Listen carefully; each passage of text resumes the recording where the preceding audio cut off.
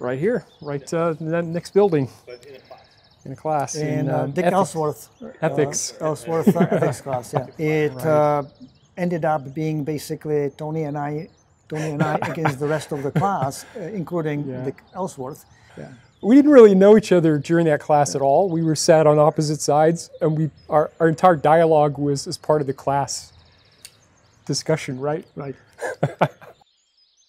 There is a discussion and debate about whether MBA program is worth the money or not. And it's for good reasons. But in my case, I totally needed it.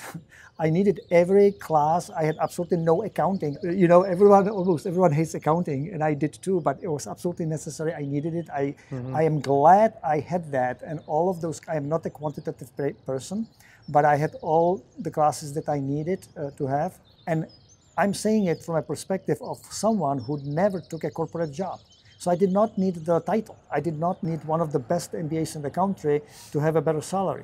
I would not be able to achieve what I achieved without the school.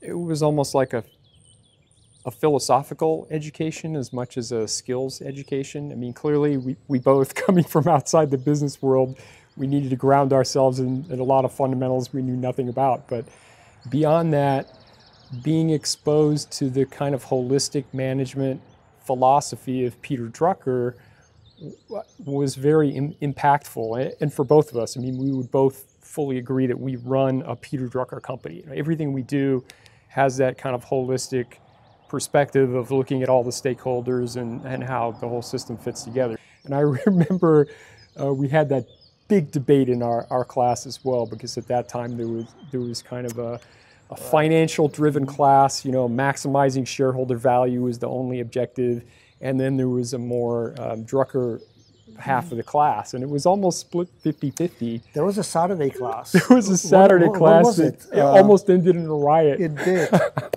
It did. It was Peter Ellsworth and the Drucker half versus the finance students, basically, and it was very animated, and it's irreconcilable because they're two almost opposing philosophies.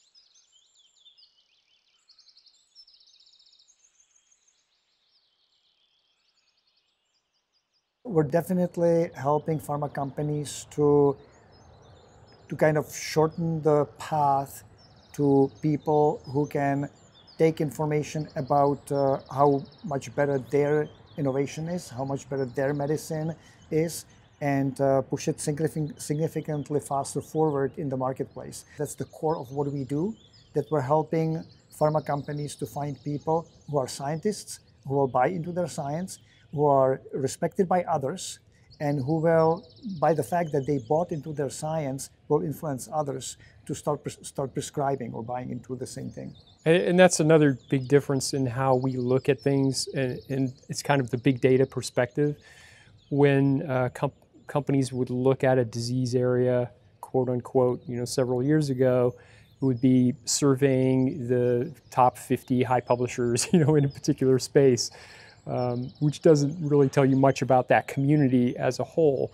But when you look at big data, you can see all the different stakeholder groups or institutionally focused groups or science-focused groups.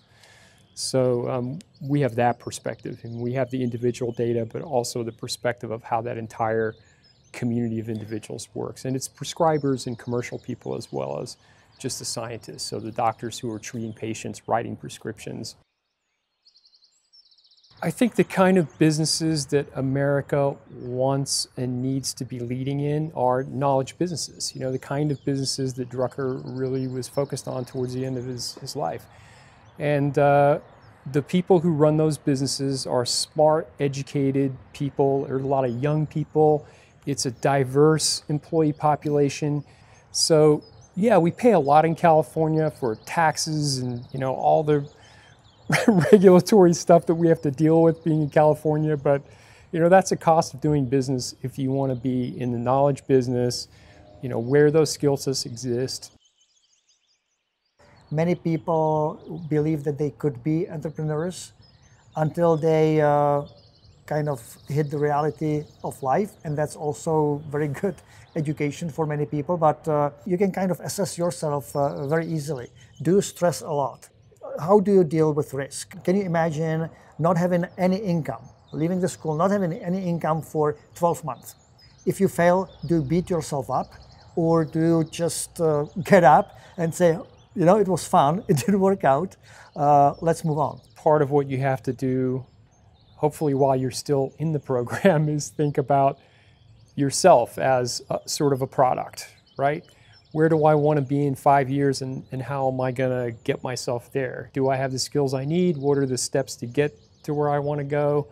If you're an entrepreneur, that road's going to zigzag whether you wanted to or not, but we've always been very systematic in knowing where we wanted to be. The other thing is that we also very deliberately followed a niche strategy. So we did not come up with the grandiose ideas that you would be able to sell eventually for billions of dollars. We have always stayed kind of close to the ground in many ways, and we have carved out a niche for ourselves, and we try to dominate that niche.